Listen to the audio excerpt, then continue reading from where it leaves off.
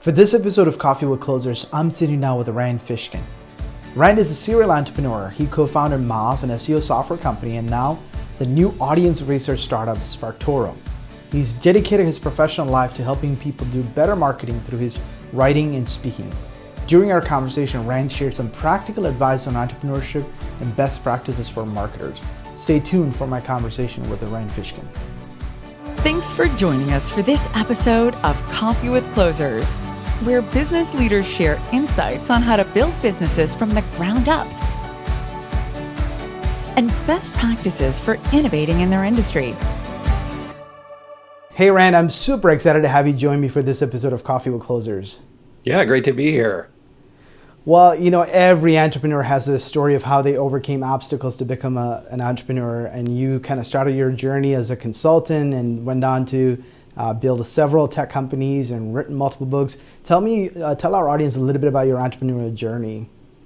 Sure. Yeah. So I dropped out of college forever ago, 2001, and started a company that became the SEO software company Moz. Actually co-founded it with my mom, originally as a consulting business, and then it was kind of a blog for SEO, and became an SEO software company, raised a whole bunch of venture capital over a number of rounds. I was the CEO for a long time, and then stepped down, left that company in 2018, and the next day started SparkToro.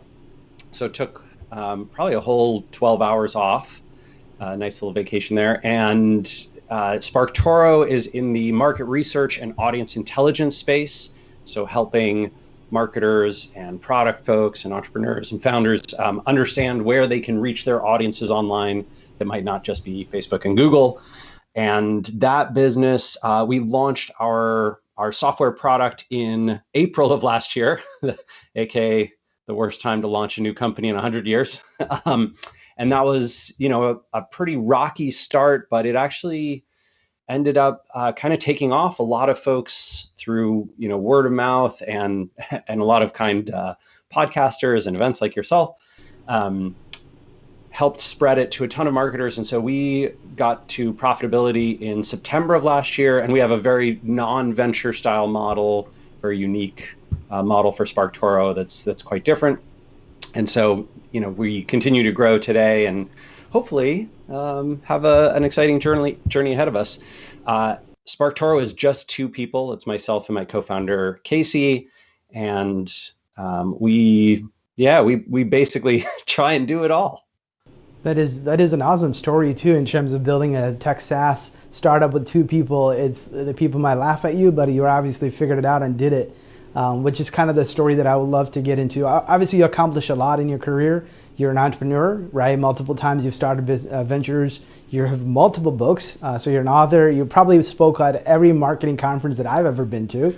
And I think I've learned SEO from the Whiteboard Fridays, and I'm pretty sure probably about 1 million people can say that they learned SEO from that. Moz, SparkToro. I mean, you've accomplished a lot in your career. So tell me, what's the one thing that you're super proud of? Oh man, actually for me, it is my marriage.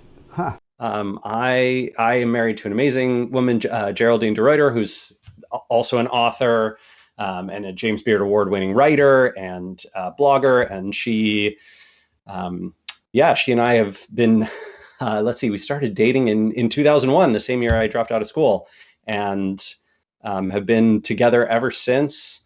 We got married in 2008.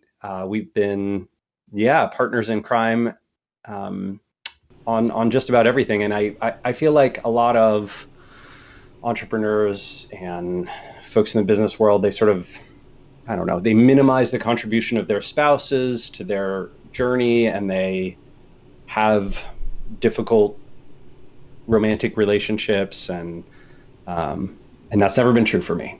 My marriage has always been kind of like the rock of my life. And when it comes time to choose between sort of whatever work stuff and financial stuff or relationship stuff, I've never had a hard time choosing my relationship and prioritizing that. Yeah, and obviously, the contribution sometimes it's in the form of sacrifice, right? I mean, in my case, my wife actually stayed at home mom. She left her career in engineering and went down to raise our 4 children. So that's also a big sacrifice sometimes that we not always give them credit for. Yeah, So I feel like what I want to hear, Samuel, I want more stories of men who leave their damn careers and raise the kids at home while their, wife, partner goes and has their big business success. I think that is going to be one of the ways that I hope in the future there's more gender equality, right? I think that especially in the United States, but even all over the world, right? Women are often asked to make that sacrifice. I don't know yes. how fair and reasonable that is. So yeah, I mean, one of the things that I love about my and Geraldine's relationship, we have this sort of trade-off. For the first few years that I was doing Moz, Samuel, I was making nothing, like no money at all. This is before it was venture funded. So I moved in with Geraldine. She was paying our rent, all our bills, supporting me and herself. And then, fast forward many years later, and she got laid off at her job at Cranium after the company was bought, and it turned out the stock options weren't worth anything, which happens in a lot of startups, I'm sure you know. And she sort of switched careers, wanted to build her own blog and start her journey as an author. And I was able to support her as she got that rolling. And then, her income picked up as she got her book published and all those kinds of things. But it's nice to be able to have that sort of balance. And yeah, I feel for you. I mean, kids make that really tough too. We have a lot of friends. There's just a tremendous amount of sacrifice involved in raising kids. So Most certainly. Well, obviously, you've kind of shared some of your story, and now you're at the second business tech company you're starting with literally no funding whatsoever. So, what's your why? Go ahead. Oh, I was just going to say, SparkToro did raise funding. It was just very unusual type of funding, not venture backed. We have this. In fact, most of our investors are folks like yourself, right? They're whatever, owners of agencies, people in the marketing universe. For many of them, SparkToro was their first and only investment. A lot of them are just people I, met at marketing conferences and events and that kind of thing. And when I shared SparkToro, they said like, "This is exciting. We want to participate." And so, yeah, we have this very unique funding structure that is an LLC rather than a C corporation. Our investors own units of distribution, so they get to participate in profit sharing if and when we sort of get to that point. Maybe one day you can write a book about how other founders can do kind of the same idea. What an excellent idea. I would love that. That sounds great. Let's do it. And also, if you and your startup, if you're listening to this or watching and you think, gosh, that sounds really interesting, I'd love to learn more. We paid our attorneys a little extra to open source our funding documents. And I think it's 3 or 4 other startups and the Tiny Seed Fund, which is an investment fund, use SparkToro's model and our open source docs for their own investments and rounds. So you can Google SparkToro funding and you'll see how we did it. You can download our docs. You don't have to pay a lawyer a bunch of extra money to craft them from scratch. So it could be a good way to go for you. That's awesome to hear. And we do use SparkToro because it helps us find all these podcasts and stuff that where your audiences are. And then being able to advertise there or be a guest on those shows. So it definitely helps. So a little plug there. So obviously you wanted to know a little bit about that why, because obviously you had a lot of struggles. You're at Moz about 14 some years, right? Built that company from 0 to whatever the company size was, and now starting it again. So it's like a nonstop. And you wrote, I think I know 3 books that you've written. I'm sure there are probably more that I haven't read. So what's your why? What keeps you motivated and that keep that drive going? Oh, it's guilt. It's definitely guilt. Absolutely. I wake up every morning feeling not good enough. I feel like when I was a kid, like whenever my dad would describe me to other people, he would always say, "Oh, Rand, he's high potential, low achiever." And I've never been able to get that out of my system. Like I just, I continually think of myself as having the possibility to do better. I know I can, if I just work harder, if I can just get it together, I know I can, whatever it is, create something more amazing next time and do better work here and there. And yeah, it's been a lifelong journey to sort of understand my limits and to become comfortable with, I don't know, a little bit more of a sane pace of life. But yeah, I think that overwhelming guilt still drives me in a ton of ways to just feel like it's never enough. I have to do better. And maybe, as I get older, I think the one thing that I am able to do is shift what does it mean to do more? What does it mean to do better into something healthier than just raw, hours poured into work. So obviously, you're on the second venture here, especially in the tech space. What's the biggest lesson you learned in building these SaaS companies? Man, I mean, SaaS in particular is a really powerful potential business model, but I think structurally and strategically, it just requires a lot of superb strategy and execution on a bunch of different elements. Like, you've got to have a really dialed in product that either does a great job of building itself into people's workflow and life and processes, so that you have a long lifetime value or a long customer lifetime, or you have a high rate of people coming to you and then leaving but coming back again, right? And that most SaaS companies focus on exclusively the former. SparkToro, interestingly enough, is really focused on the latter. You've used SparkToro, so a lot of folks, like, they come in, they do their market research, they understand their audience, they build their lists of whatever they want to do for outreach, contacts, blah blah blah. A lot of folks who are agencies and consultants, they're using it all the time for new clients. But for many in-house companies, they come in, they use it for 3 or 4 months, then they're done, and then maybe next year they'll need it again when they're doing another campaign. And it's only when the marketing department and team gets really big that they need it all the time and they're constantly using it. So we have that recidivism, leave, come back sort of principle. But that's only one engine. That's sort of the product cycle, how are you serving folks? And then you need a great marketing engine too, right? So you've got to have a way to get people who are not aware of your business to be aware of that company and that product, to start to know you, like you, trust you, to share you with other people, to have a great sense of positioning, oh, is this the product for me and for my problem? Yes or no? Is it the right kind of thing that I need? I think that's a big challenge. And then you have to build up some way to profitably attract customers over and over again. Most venture-backed startups do the opposite, right? They're essentially willing to burn cash for a very, very long time and acquire customers unprofitably, knowing that, if they can sort of win their market, become kind of the monopoly in their space, they can then, become profitable in the long-term future. I think, great examples of this are HubSpot, which, spent their entire life as a startup extremely unprofitable, losing millions of dollars every year, maybe tens of millions of dollars in some of those later years. And still, they have a very successful trajectory because investors can sort of see, oh, okay, I can see that 7, 10, 12 years from now, you will get to a point where if you get enough scale and enough customers and you bring down your cost of acquisition, bring up your lifetime value, okay, well, we see the math of how it's going to work. We'll pour whatever it is, $100 million. I think they raised more than that, but that kind of thing.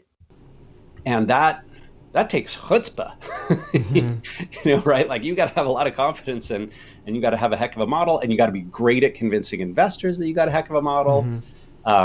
SparkToro obviously is the complete opposite. We haven't spent a dime on marketing yet. It's all been, organic, but you have to get those two engines really humming in the SaaS business. It's pretty challenging. Yeah, and I think you mentioned HubSpot. I think I think most of those investors cashed out when they went public, right? Because I think now that, if I remember correctly, I think they're about $540. I think they started in up $50 or $72 a share. So they definitely are well off. So they could care less about the cost of acquisition now. But Yeah, I mean obviously, they're doing great. Salesforce is another great example where they kind of pioneered the um, that SaaS at scale model early in their life cycle and just built it up. Uh, WeWork is sort of an example of this, like, kind of falling apart, right? Where WeWork's model was essentially like, hey, maybe we can leverage debt as much as we can and try to scale. Yeah, and I think this category creating is a big appetite that tech startups have. There's interest in building a category, being that dominant player in the space, which is often good. And I think I've heard some of your past talks. Like, it's not trying to solve all the world problem with this one product. Just focus on one thing and just really go after and make it the best product to solve that one problem for just this one small market. And you'll do great. Yeah, and there's a ton of these markets that are very underserved by big companies, by startups that are raising venture. My preference, Samuel, is just, I like small businesses. I like early stage companies. I like people who are, I don't know, still people. Like, you get into big company world, and it is just a really different set of incentives, and there's a style that just doesn't resonate with me.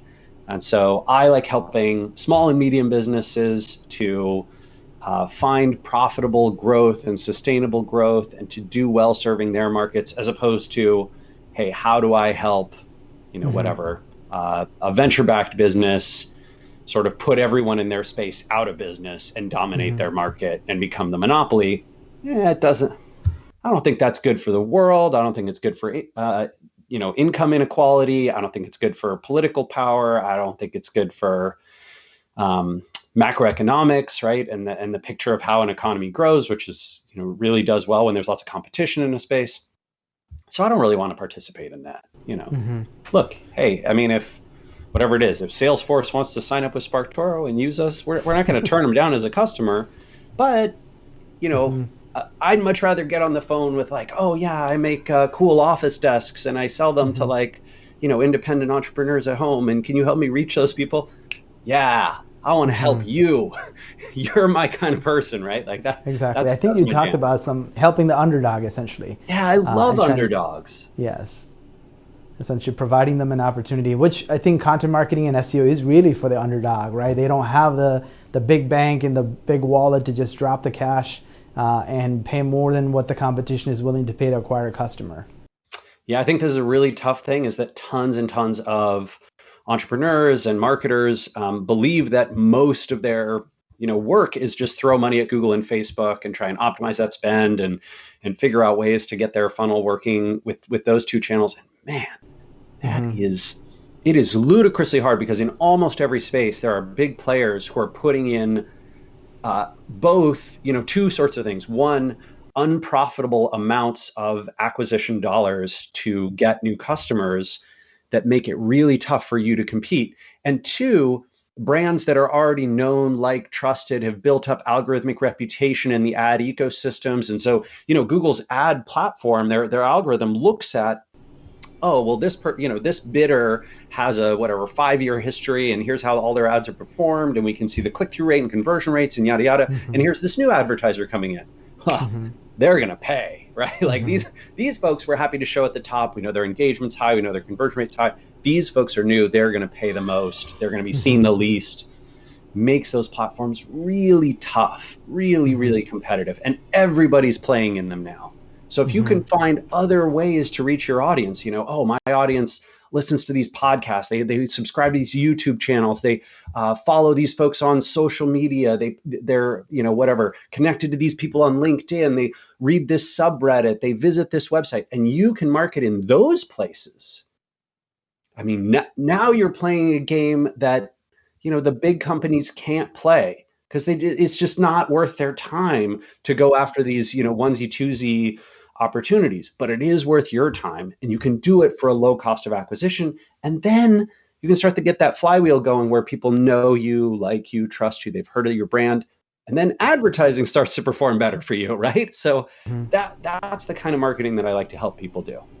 Yeah, with that line of thought, obviously, I have a question about these founders' role in building the brand awareness of a brand, right? Because I think at Moz, you were kind of the face of the brand, and you even mentioned early days of HubSpot too. Some of those founders were always up in the front of the stage teaching about the inbound methodology, and you've seen that with many startups doing that, right? So, what is that role of founders in your opinion, especially in the early days of really building the strong brand and being that face of the company?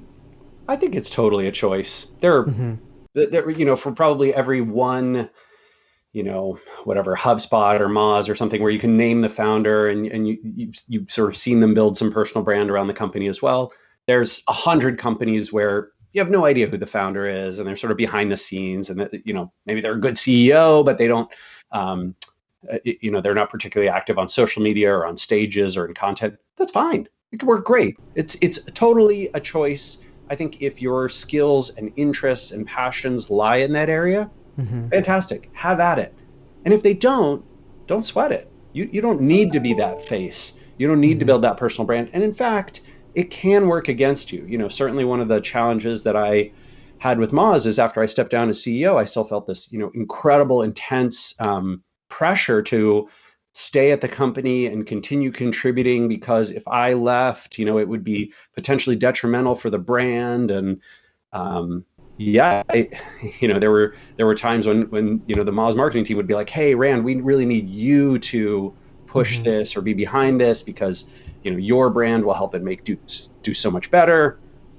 That's tough, right? As opposed to, "Hey, I built something, now I can sell it or exit from it or leave it and move on and do something else." I think that freedom and flexibility disappear when you tie your personal brand to the company brand.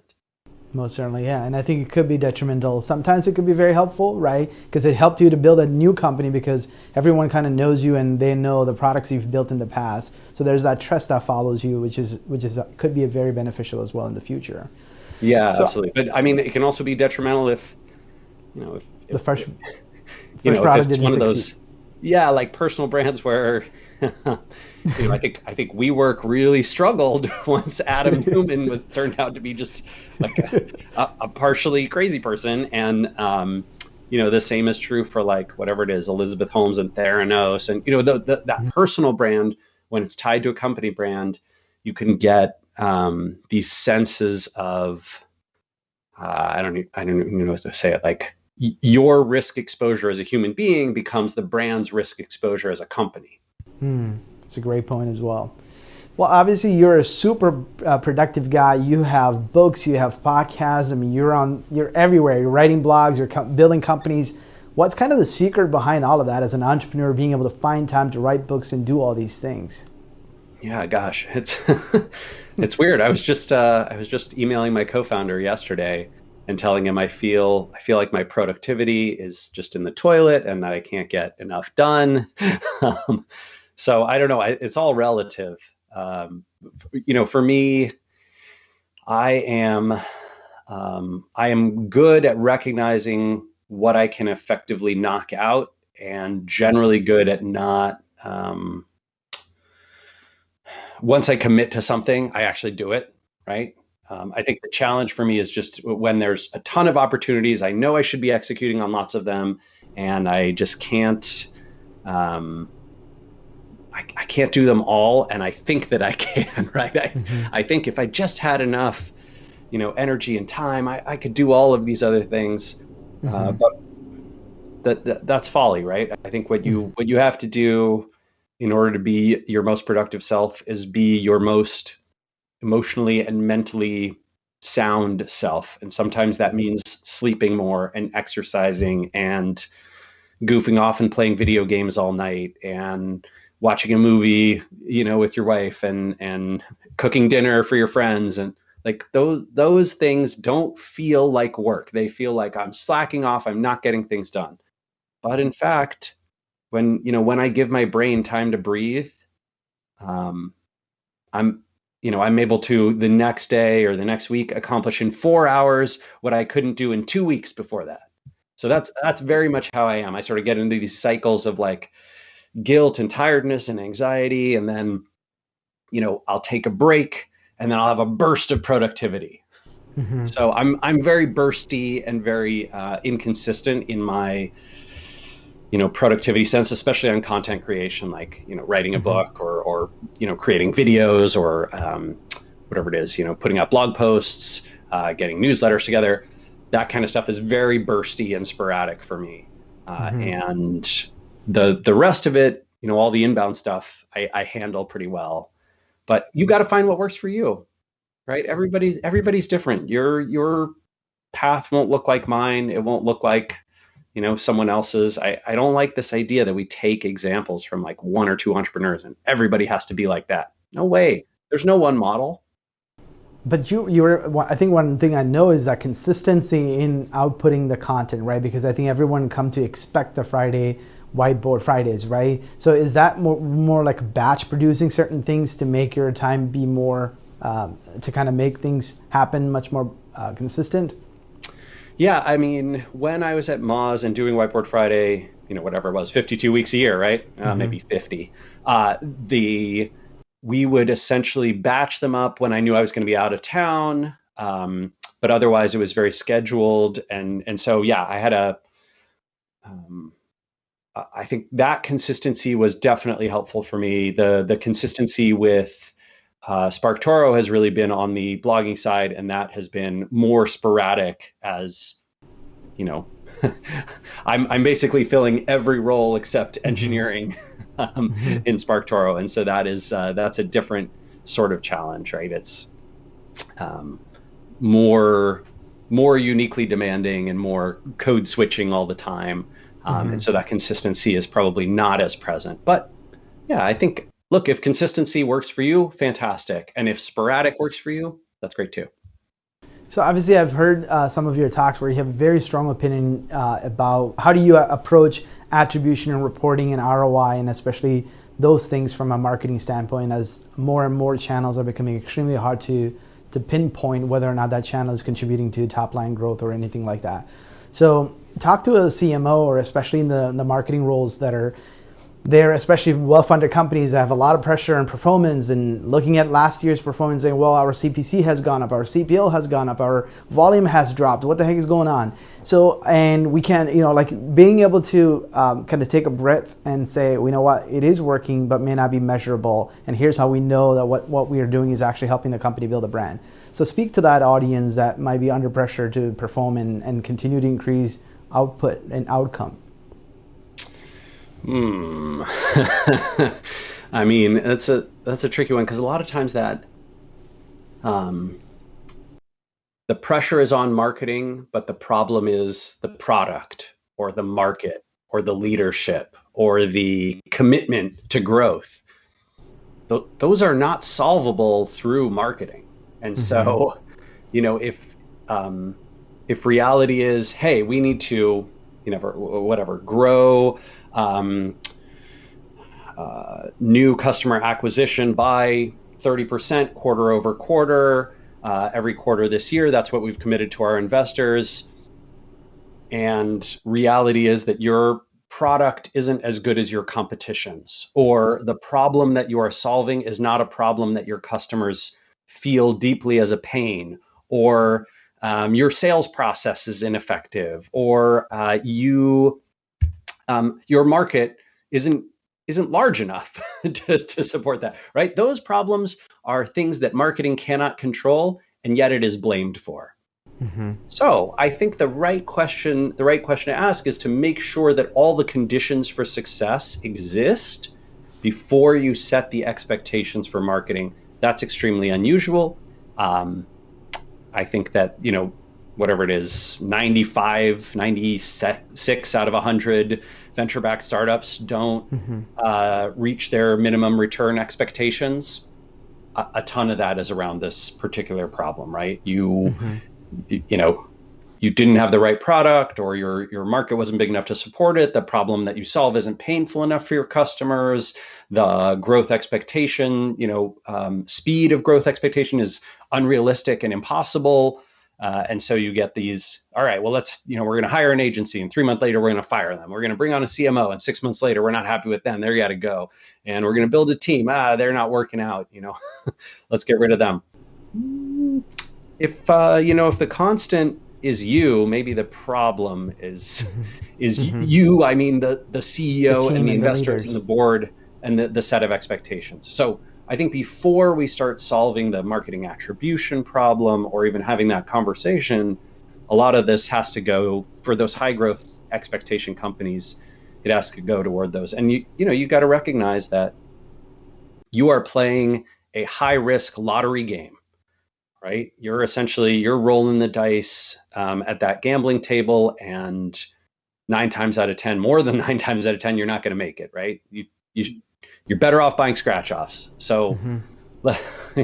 right, let's first have that conversation. Now, assuming all those conditions have been met, you are confident, oh, market's big enough, problem's painful enough, blah blah blah, all these other things, and the challenge is in the weeds of the marketing attribution and which channels are working for us. Then I think it pays to do things like surveys, interviews, competitive assessments and analyses, and probably bring in some outside folks, outside voices. Consultants and agencies can be great for this, especially if they have experience in analyzing a funnel and looking at where are we losing people, right? Mm-hmm. Is it top of funnel isn't big enough? Or once they get to our website and on our email list, we're not converting as many of them as we used to. Or we're converting as many of them, but we're churning out more than we used to. Or we're converting them, but at the lower price point instead of the higher ones. Or, oh, you know what? Our challenge is we're building our audience, but we're not getting them to our website. And so if you can identify, I know many marketers don't like the funnel methodology anymore. I find it super helpful still. I find it really good to basically analyze, like, okay, here's before people are aware of us, once they're aware of us, once they're, following us somewhere, we have some exposure to them, once they're on our website, once they're in our email list, once they're converting on our landing pages. I think this is a super useful methodology, and you can then see over time where are we missing, right? Mm-hmm. Which piece isn't clicking. So Mm-hmm. that's what I would do. So I have a follow-up question. Obviously, when we talk about, everybody wants performance and everybody wants sales activation campaign and demand gen and fill the funnel, do all of that. But there's also, you touched earlier about brands that have built a strong brand almost always wins, even if it's a paid initiative or even organically finding you. So how do you kind of make that fine balance between initiatives that are just to build brand versus really focus on demand gen? Especially in the early days of a company. Yeah, man, you gotta have a leadership team that has real faith in brand building and belief in it, and that is so unusual. Most founders and startups, especially venture-backed world, is like a whole different story, because essentially the model is we raise this amount of money and then we're going to go bankrupt in 12 months, 18 months, whatever, 9 months sometimes. So we have to hit these metrics. We have to be growing this fast in order to be able to raise our next round, right? That's the milestone. That is in my opinion, that's an incredibly risky, dumb way to run a company. Like, just Mm-hmm. super, super dumb. It will get you a few companies who manage to do it and become the, whatever, the unicorns, and like, have those big exits. And then it'll get Mm-hmm. you almost everyone else dying along the way, which is exactly what we see. If, however, you are a business that is profitable and sustainable, and you have whatever, a small team, and you can afford their salaries based on how you're doing, then you can grow organically and you can invest in serendipitous marketing efforts, more experimental things, start to slowly build that brand and give yourself time. People do not comprehend how powerful it is to let your brand have compound interest over a long period of time, right? If 5 people have heard of you in year 1 and only 10 have heard of you in year 2, but 20 in year 3, 40 in year 4, you get to year 15 and it's like, man, everybody in the market has heard of you. You're huge. I really like the stories of people like MailChimp and Mm-hmm. SurveyMonkey and Atlassian, Mm-hmm. right? Who essentially were these long, slow ramping companies. They didn't raise venture capital until the very end of their life cycles, right after they were huge brands already. How did they start? Well, they started really slow and incrementally with a small, profitable business that grew up along the way. That seems like a pretty smart way to me to build even a big company if that's what you need. But investing in compound interest of brand growth over time and being patient with it, that's a really hard concept to get across to people. I think the one way that this is measurable is branded search volume and direct traffic. So if you can look at those metrics and have them be as important or nearly as important to you as customer conversions, people getting into the sales funnel, then you start to make decisions based on how do we grow branded search and direct traffic, and that really equates to brand building activities. So I think it's setting those up as KPIs and making specific investments around them. Yeah, and when you do competitive research too, something so interesting to watch is let's say the client brings up a competitor and you look at their branded search volume, and you can spend all your ad budget just trying to bid on that. But instead of trying to lose your sleep over, figure out how can I do the same to build a very strong brand so I can increase my branded search volume. Sometimes it's very hard to communicate that to the leadership because they don't really get it. Yeah, absolutely. I think this is a huge challenge to say, hey, what are we prioritizing here, right? Is it just, raw new customers? Is it MRR? Is it brand growth? And yeah, paradoxically, sometimes investing in brand growth is the best way to win at everything else. Most certainly. Well, one of the last questions that I have is obviously about what's happening in the industry as a whole, because you probably noticed YouTube is switching to YouTube Premium. They've been very much pushing that paid option. And then I'm not sure if you heard of Neva, which is actually a subscription-based search engine that's probably going to be coming out pretty soon. So obviously search engines are feeling the pressure of having to go toward a subscription model as well. So where's the industry headed, and what advice do you have for marketers, especially preparing for these sort of changes? I honestly don't think either of those will be impactful at all. I don't think subscription search is going to be more than a 0.01% of the market. I'd be surprised if it's even that big. I don't think you will see YouTube Premium and the lack of ads being a big problem. That just by pure size, that'll only ever be a tiny fraction of the market. I do think that one of the bigger changes around things is probably Google Flock and the death of third-party cookies. That is likely going to change a lot of retargeting, remarketing behavior, and folks will have to get used to more cohort-based analysis on that side. I do think there'll be a little less ability to do very hyper-personalized ad targeting, and that's going to mean that ad costs go up because there'll be more people essentially bidding for all the people that you want to reach, and there'll be less pure targeting of individuals one by one. So, that's something marketers are going to have to prepare for. I hope some of them decide to make more organic and brand investments as a result, and think maybe outside the Facebook, Google box a little bit. But at scale, honestly, I don't expect it. I think that most big companies especially are just used to throwing money at Facebook and Google, letting them sort out the targeting, and I don't think they're going to change their behaviors. And if marketing becomes another 5%, 10%, 15% of their margin, they just deal with it. Good for Facebook and Google shareholders, though. Most certainly. Well, as an entrepreneur, knowing what you know today, Rand, what advice would you give your younger self?